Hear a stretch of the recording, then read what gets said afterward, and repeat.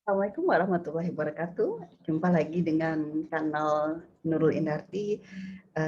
Semoga teman-teman selalu sehat dimanapun Anda berada dan tetap setia menyimak channel ini ya. Teman-teman, saya ingin melanjutkan seri tentang menulis. Kali ini menurut saya ini adalah topik yang sangat relevan, terutama bagi pejuang tugas akhir di masa-masa penulisan akhir manuskripnya, atau bagi pejuang publikasi ketika akan memfinalisasi tulisannya. Ya. Apa yang akan kita diskusikan? Kita akan membahas topik yang saya beri judul ini adalah batasan versus keterbatasan penelitian. Ini berbeda, bedanya di mana? Gitu ya. Dan bagaimana menuangkannya. Saya juga akan memberikan contoh yang dilakukan oleh mahasiswa bimbingan saya, baik versi awal maupun versi akhir. Mohon izin teman-teman mahasiswa yang saya pakai draftnya, semangatnya adalah untuk belajar bersama ya. Nah, teman-teman, sebelumnya saya akan membahas sekilas tentang merancang penelitian. Jadi teman-teman mungkin yang tadi ya sedang berproses dalam penelitian, teman-teman sebenarnya melakukan ini.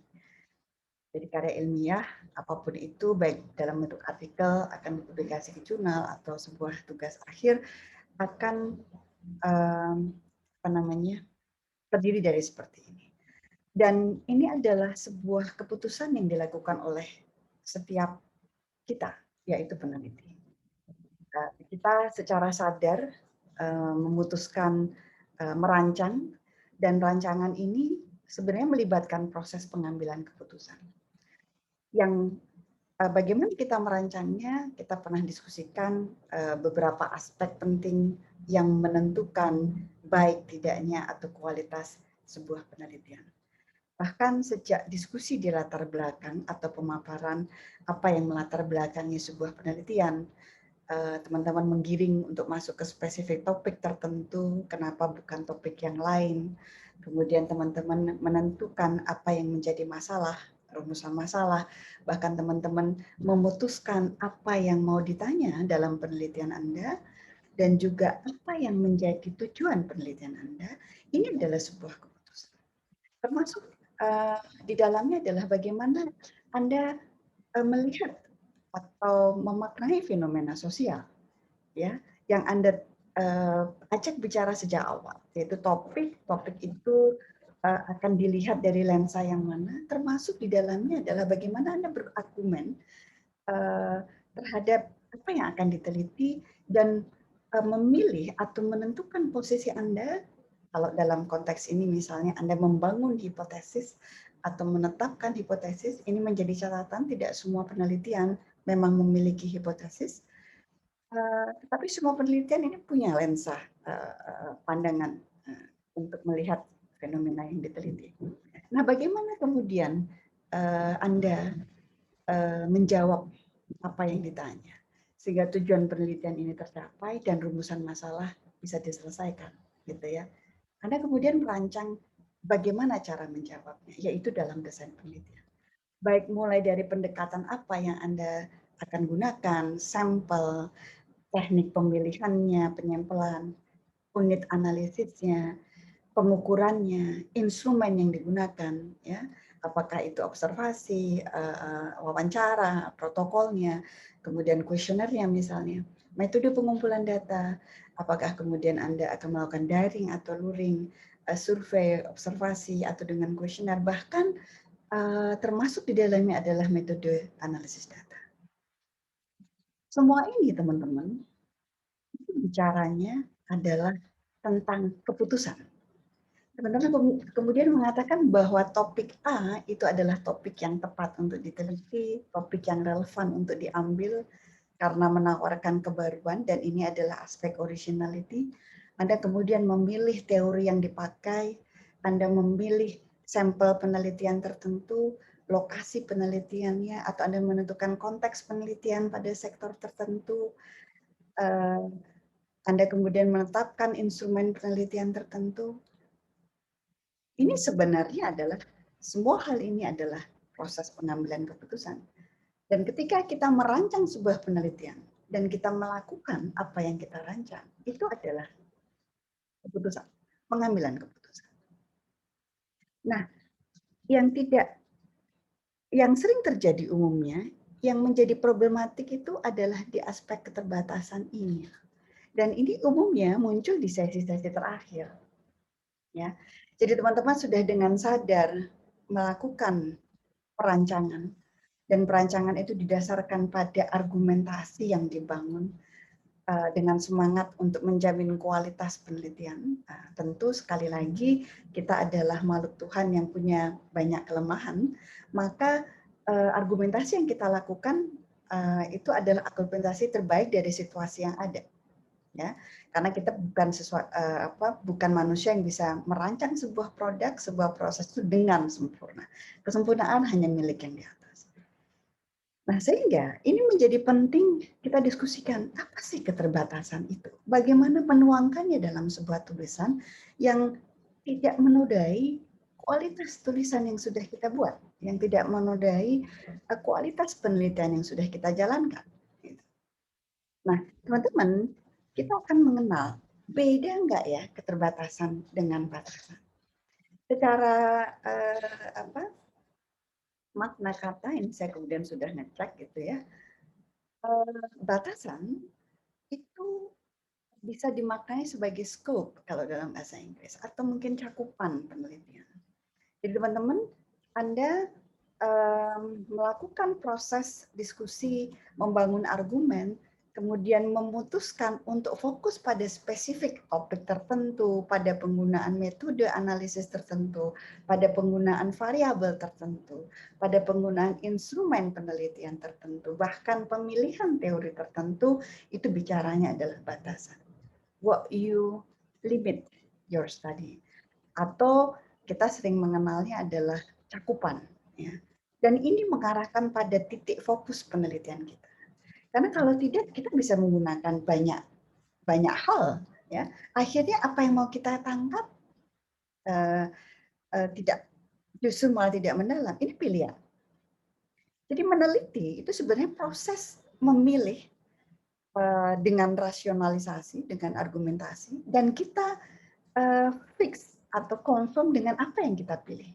Dan dari proses memilih, kemudian memutuskan dan menjalankan apa yang kita putuskan, itu yang kita pertanggungjawabkan. Jadi kalau di awal kita mengatakan bahwa topik etnik adalah topik terbaik dengan situasi yang ada karena menawarkan kebaruan, originalitas misalnya, atau topik terkait dengan peran mediasi adalah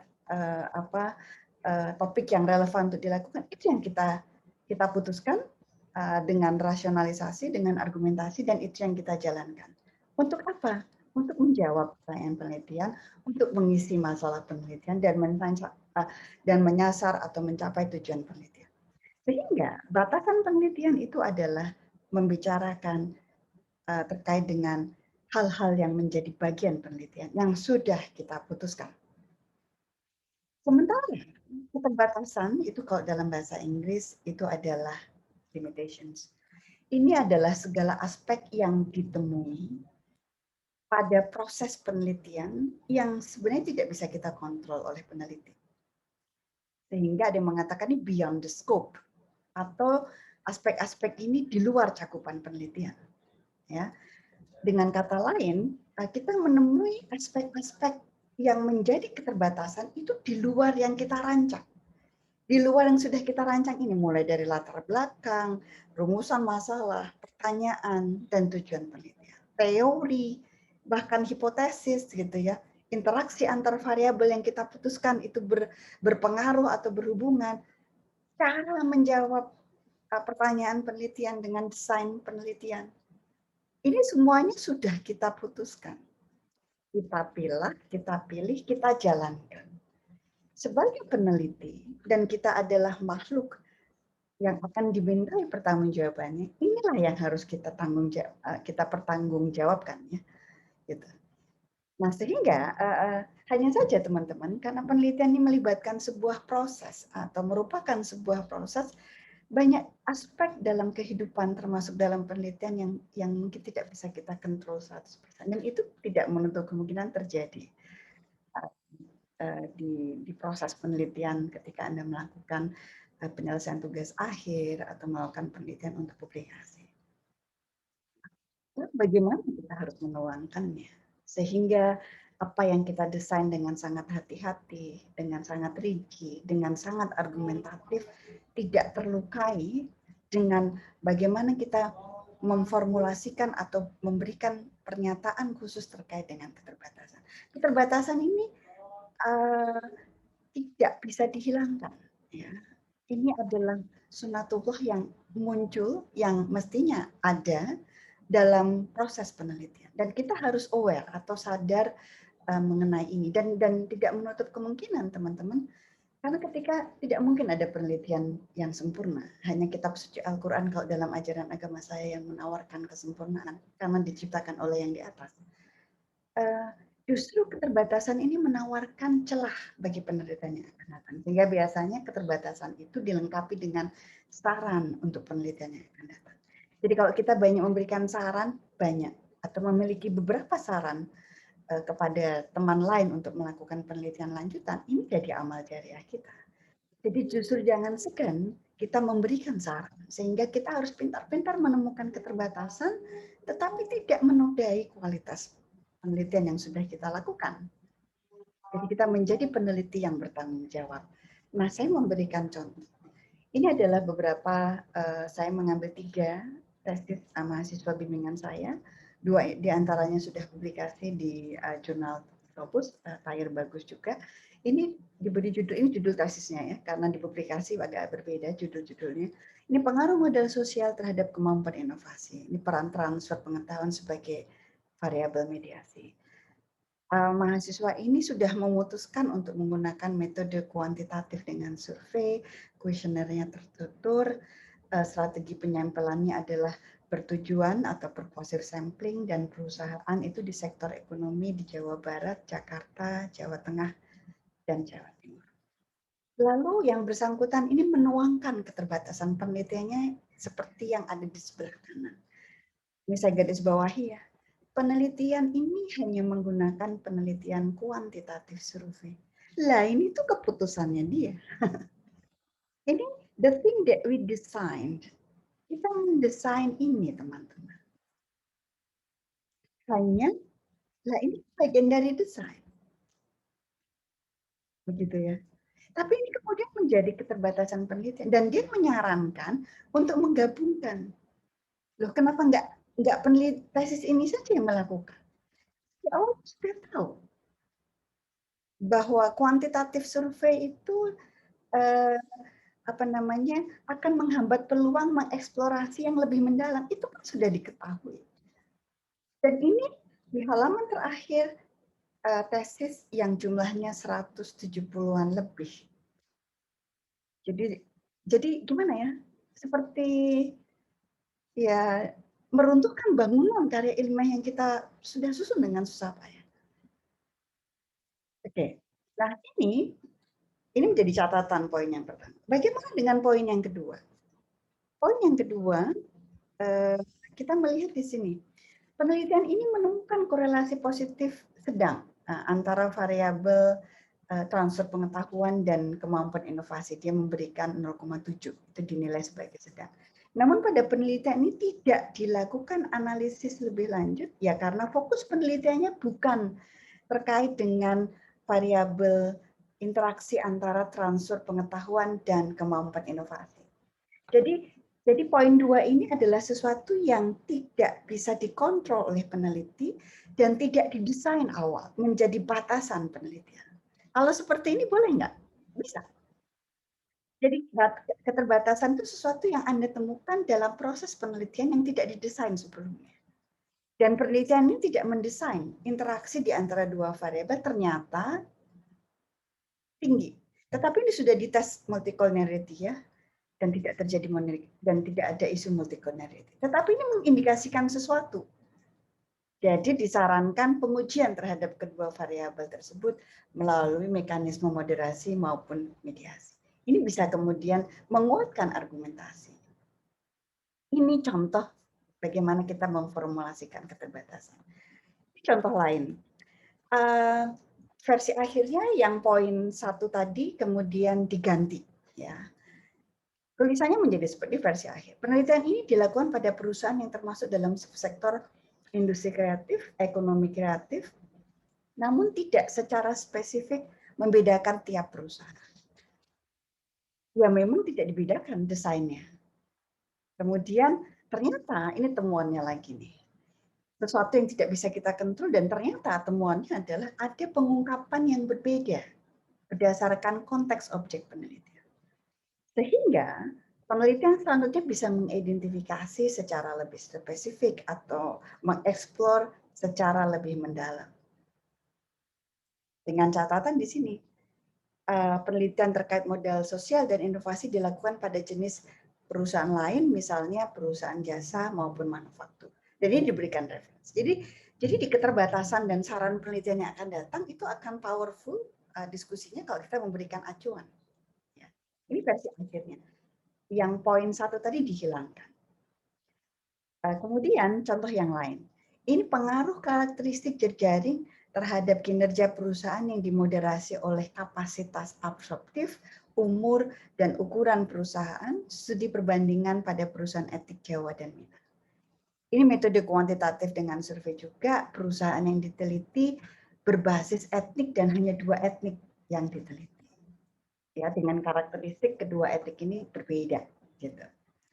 Diduga atau diyakini berbeda berdasarkan literatur.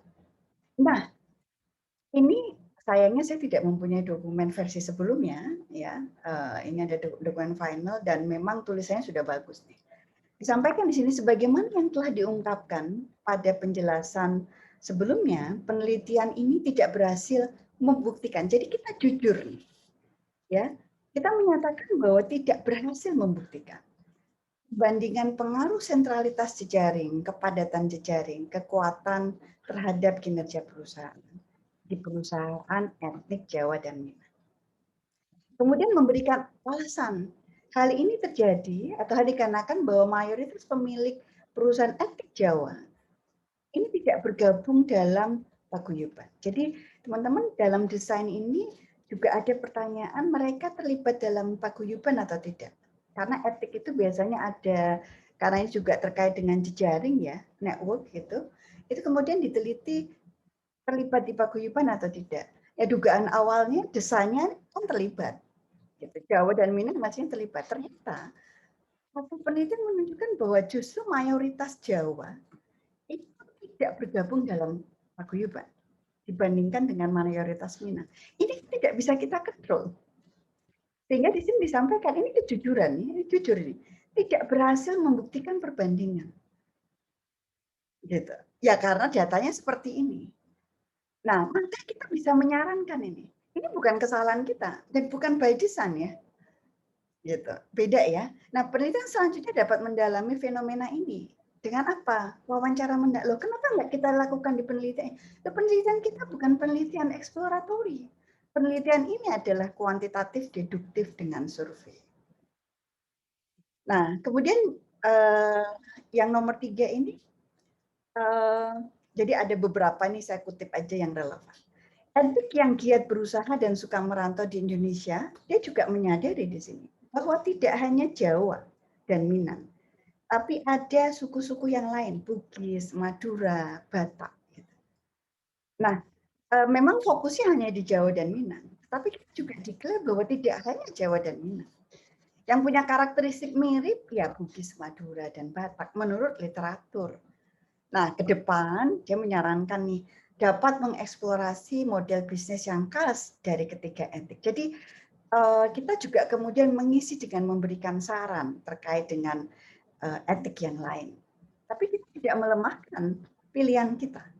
Ya ini di aspek ini adalah apa namanya cara kita melakukan apa ya penulisannya ya, bagaimana kita mengungkapkan argumen. Terlebih di sini kita memberikan usulan, mahasiswa ini memberikan usulan bagaimana jejaring paguyuban berkontribusi dalam pengembangan bisnis.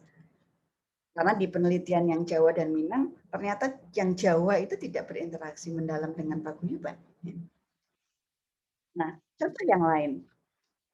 Contoh yang lain ini berjudul hubungan antara orientasi kewirausahaan dan kinerja perusahaan, peran mediasi, ambidexteritas inovasi, dan kapabilitas jejaring. Sama nih, ini kuantitatif deduktif ya, pembuktian ada hipotesis dengan survei, penyampaian bertujuan, ini perusahaan fashion di Provinsi Daerah Istimewa Yogyakarta. Nah, di sini juga dinyatakan, itu fokus ya, tapi di sini dinyatakan hanya didasarkan pada satu konteks. Bukannya ini kemudian menelanjangi benar, oh tidak. Karena kemudian kalimat selanjutnya, meskipun begitu, meskipun demikian, pengujian pada konteks industri fashion menawarkan sejumlah keuntungan. Ya. Nah, kemudian dia menawarkan juga mungkin ada efek khusus pada industri lain. Nah, di masa yang akan datang bisa mereplikasi. Dia menyarankan kemudian replikasi dari penelitian. Ini sama seperti yang tadi, poin yang kedua, pada penelitian ini ditemukan adanya korelasi signifikan antara ambidexteritas inovasi dan kapabilitas, namun tidak dilakukan analisis lebih lanjut, karena memang ini bukan fokus, bukan scope, bukan batasan penelitiannya, dan tidak jadi tujuan penelitian, ya, maka penelitian yang akan datang kemudian bisa fokus di aspek ini. Baik, teman-teman, ini adalah beberapa contoh konkret dari bagaimana saya berinteraksi dengan mahasiswa dalam membangun argumen, menuangkannya dalam tulisan, sehingga antara batasan dengan keterbatasan memang harus dibedakan. Jadi hati-hati teman-teman ketika Anda sudah menginvestasikan waktu untuk meneliti, merancangnya dengan baik, hati-hati. Anda harus punya keyakinan bahwa penelitian yang Anda hasilkan menawarkan sesuatu yang baik. Nah, keterbatasan itu hanya sebuah kesadaran, kalau menurut saya, bahwa kita ini tidak bisa menawarkan kesempurnaan.